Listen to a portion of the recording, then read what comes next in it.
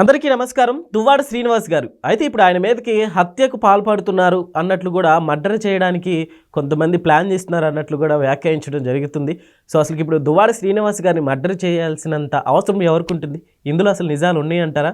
ఒకసారి డిస్కస్ చేసే ప్రయత్నం చేద్దాం. ప్రస్తుతం స్టూడియోలో జర్నలిస్ట్, పొలిటికల్ అనలిస్ట్ శేషరావు గారు ఉన్నారు. వెల్కమ్ చెప్దాం. Hello sir. Hello. Yes sir, ఇందులో అసలు నిజాలు ఉన్నాయంటారా? అసలు మర్డర్ చేసే అంత నేరస్తుడు కాదు ఆయన. మర్డర్ చేయాల్సిన అవసరం ఎవరికి ఉంది అతన్ని అనేది ఒక పెద్ద చర్చ పొలిటికల్గా. Yes sir. అయితే ఆయన ఇచ్చినటువంటి కంప్లైంట్ మేరకు ధర్మాన కృష్ణదాసు, ధర్మాన ప్రసాదరావు వీళ్ళిద్దరూ అతను చంపడానికి కుట్ర పన్నుతున్నారు అనేది ఆయన కంప్లైంట్ చేసింది పోలీసులకి. ఇందుకు రాజకీయంగా ఇతను ఎదుగుతున్నాడు అనేటువంటి ఉద్దేశంతో వాళ్ళు కుట్ర పన్నారనేది ఈయన ఏదో చెప్తున్నారు. రాజకీయంగా అసలు ఎక్కడ ఎదిగడిగినా వైఎస్ఆర్ కాంగ్రెస్ పార్టీని సస్పెండ్ చేశారు. వైఎస్ఆర్ కాంగ్రెస్ పార్టీలో లేడు. ఈయన అడల్టరీ లవ్లో దువ్వాడ శ్రీనివాస్ అలాగే దివ్యల మాధురి వీళ్ళిద్దరూ ఉన్నారు. వాళ్ళు సోషల్ మీడియా హైలైట్ కావడానికి సోషల్ మీడియాలో వచ్చేటువంటి కామెంట్స్కి, సోషల్ మీడియాలో వచ్చేటువంటి పొగడ్తలకి, సోషల్ మీడియా వంటి విమర్శలకి లేదా ఆరోపణలకి వీటన్నిటిని చూసుకుంటూ దాన్ని ఆనందించడమా, లేదంటే ఎంజాయ్ చేయటమో, లేదంటే ఇంకొక రకంగా వాళ్ళు ఫీల్ కావటమో ఏదో సంథింగ్ జరుగుతుంది. జనరల్గా సోషల్ మీడియాలో ఎలా ఉంటుందంటే కొంతమంది ఈ మధ్యకాలంలో వచ్చినటువంటి వాళ్ళు ఆ విమర్శలు చేసేటువంటి వాళ్ళని వాళ్ళు ఫాలో చేసేటువంటి వాళ్ళు ఎక్కువ కావాలి, ఎక్కువ విమర్శలు చేయాలి, ఎక్కువ కామెంట్లు చేయాలి, దాంట్లోనే కిక్ ఎత్తుక్కుంటున్నారు. ఆ కిక్ ఎలాంటిదంటే ముందు తాగే దానికన్నా ఎక్కువ కిక్కు వీళ్ళు అనుభవిస్తున్నారు. గంజాయి తాగినప్పుడు ఎంత కిక్ ఉంటుందో అంతకన్నా ఎక్కువ అనిపిస్తుంది వీళ్ళది. గంజాయి తాగినప్పుడు ఎలా ఉంటుందని మీకెట్ట తెలుసు, మీరైనా తాగారు అనొచ్చు, నేను తాగలేదు. అంటే గంజాయి తాగిన వాళ్ళు చూస్తున్నాం కాబట్టి చెబుతున్నా. అలాగే డ్రగ్స్ తీసుకున్న వాళ్ళు ఎలా ఉంటారో మనం చూస్తున్నాం. సో వాళ్ళకి అదొక కిక్కు. వీళ్ళకి సోషల్ మీడియాలో ఒక వీడియో పెట్టడం, ఆ వీడియో ఎంత పోతుంది, ఏమేమి కామెంట్లు పెడుతున్నారో అది చూసుకోవడం అనేది అదొక కిక్కు. ఈ మధ్యకాలంలో ఇట్లాంటి వాళ్ళు బాగా తయారయ్యారు. ఏదో ఒక పార్టీని అలైడ్ చేసుకుంటారు, ఏదో ఒక పార్టీని, ఆ పార్టీ తరపు నుంచి మాట్లాడటం, ఆ పార్టీ ఫాలోయర్స్ అందరూ వీళ్ళని ఫాలో కావటం, వీళ్ళని ఆకాశానికి ఎత్తేయటం. ఆ తర్వాత ఎంతసేపు ఎత్తేస్తారు, ఒక నెల లేదా 2 నెలలు ఎత్తేస్తారు. తర్వాత వెగట పుడుతుంది. వెగట పుట్టిన తర్వాత వ్యూస్ తగ్గుతాయి. వ్యూస్ తగ్గిన తర్వాత ఫాలోయర్స్ తగ్గుతారు. దీంతో అబ్బా నా వీడియోలు పోవట్లేదు అని చెప్పేసి వీళ్ళకి డిసప్పాయింట్ వస్తుంది. దాంతో మళ్ళీ ఇంకో సెన్సేషనల్ ఇంకోటి పెట్టుకుంటారు, ఎవరొకరిని కలిపెడతారు. ఎవరొకరిని కలిపెడితే అదిగో నేను వైఎస్ఆర్ కాంగ్రెస్ పార్టీ కాబట్టి నన్ను టార్గెట్ చేస్తున్నారు తెలుగుదేశం వాళ్ళని చెప్పేసి వైఎస్ఆర్ కాంగ్రెస్ పార్టీ వాళ్ళని నన్ను అట్రాక్ట్ చేస్తారు. లేదు నేను తెలుగుదేశం కాబట్టి నన్ను టార్గెట్ చేస్తున్నారు అని చెప్పి చెప్పగానే వైఎస్ఆర్ కాంగ్రెస్ పార్టీ వాళ్ళు వ్యతిరేకిస్తూ వస్తారు, లేదా తెలుగుదేశం పార్టీ వాళ్ళు అనుకూలంగా వస్తారు. ఇట్లా పార్టీలను ఉపయోగించుకునే బ్యాచ్ కొంతమంది అయితే, కొంతమంది ఏమో ఈ అభిమానుల్ని, ఫాలోయర్స్ని పెంచుకోవాలి, సెలబ్రిటీ అయిపోవాలి, మన గురించి 10 మంది మాట్లాడుకోవాలి, మన గురించి ప్రతిరోజు మనం ఏం మాట్లాడుతున్నామో వెతకాలి సోషల్ మీడియాలో అనేది ఒక సెక్టర్ ఆఫ్ పీపుల్కి ఒక యూట్యూబ్లో ఉంటారు. వాళ్ళు ఇన్ఫ్లుయెన్సర్స్ అంటారు. ఇప్పుడు ఇన్ఫ్లుయెన్సర్స్ జాబితాలో తామున్నామని ఫీల్ అవుతున్నారు. ఎవరు? దువ్వాడ శ్రీనివాస్ అలాగే దివ్యల మాధురి. ఆ బిగ్ బాస్ హౌస్కి కూడా వెళ్ళొచ్చారు. సరే, జనరల్గా ఆ కిక్ అనేది, మీడియా కిక్ అనేది మామూలు కిక్ కాదు. అది ఒకసారి ఫేమస్ ఫేమస్ సినిమా వాళ్ళకి ఎంత కిక్ ఉంటుందో హీరోలుగా, లేదంటే హీరోయిన్గా, లేదంటే నటులుగా, ఈ మీడియా పిచ్చి కూడా అంతే ఉంటుంది. సోషల్ మీడియా పిచ్చి కూడా అంతే ఉంటుంది.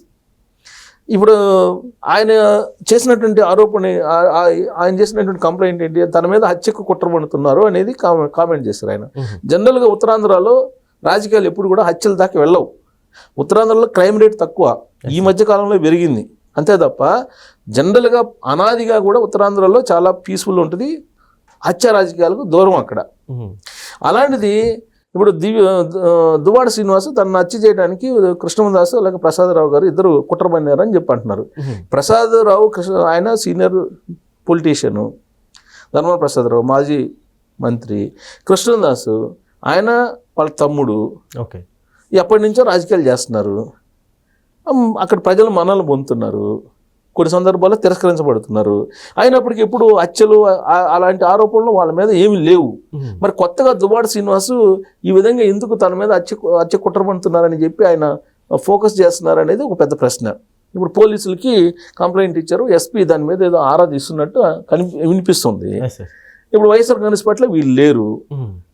మళ్ళీ వైఎస్ఆర్ కాంగ్రెస్ పార్టీలో చేరడానికి ప్రయత్నం చేస్తున్నారు అని చెప్పి ఒకటి వినిపిస్తుంది. ఓకే. అసలు దువ్వాడని హత్య చేయడానికి ఎందుకు కుట్ర పడతారు? అవసరం ఏంటి? దువ్వాడ ఏమన్నా ఒకసారి గెలిచాడా? గెలవలేదు కదా.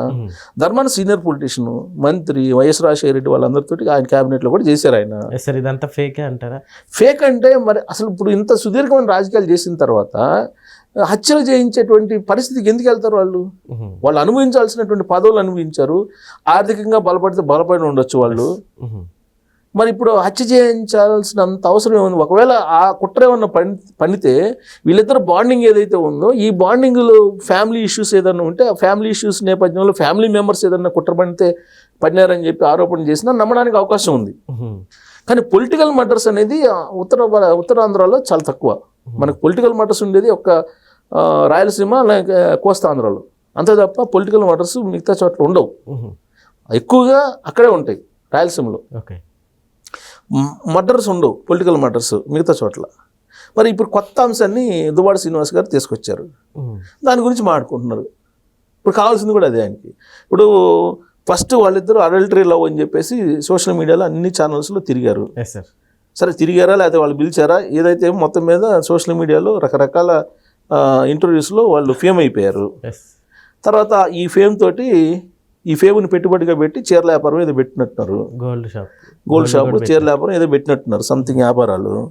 ఇప్పుడు బిగ్ బాస్ హౌస్లోకి వెళ్ళారు మాధురి గారు. ఆవిడ అక్కడి నుంచి ఒక స్టెప్ వేయచ్చు అనుకున్నారు, కానీ బిగ్ బాస్ హౌస్లో ఎక్కువ కాలం పాటు ఆవిడ లేరు, బయటికి రావాల్సిన పరిస్థితి. ఎందుకంటే ప్రజల అభిమానాన్ని ఆవిడ చూరగొనలేదు, ప్రజాభిమానం తగ్గింది. దాంతో బిగ్ బాస్ హౌస్ నుంచి 3వ వారం 4వ వారం బయటకు రావాల్సిన పరిస్థితి ఏర్పడింది. వస్తే ఏమన్నారు, నేను రావాలనుకుంటే వస్తాను, పోవాలనుకుంటే పోతాను, బిగ్ బాస్ హౌస్ నాకు తెలుసు, నేను మళ్ళీ రావాలనుకుంటే వస్తానని చెప్పి ఒక కామెంట్ చేసి వెళ్ళిపోయారు. ఆ కామెంట్ తోటి బిగ్ బాస్ హౌస్ మీద అప్పటి వరకు ఉన్నటువంటి ఆరోపణలు ఏవైతే ఉన్నాయో అవి నిజమే అనేటువంటి ముద్ర పడిపోయింది. అదొక ఫేక్ షో అనేది ముద్ర పడిపోయింది. బయటకు వచ్చిన తర్వాత అందరూ ఇంటర్వ్యూలకు ఎగబడతారని చెప్పేసి అనుకున్నారు.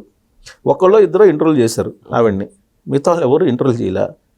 ఆ తర్వాత ఈ మధ్య కాలంలో మర్చిపోవడంతో మళ్ళీ బిగ్ బాస్ హౌస్లో తనూజ గురించి, తనూజకి సపోర్ట్ చేస్తూ లేదంటే రమ్యకి సపోర్ట్ చేస్తూ మాట్లాడటం మొదలుపెట్టారు.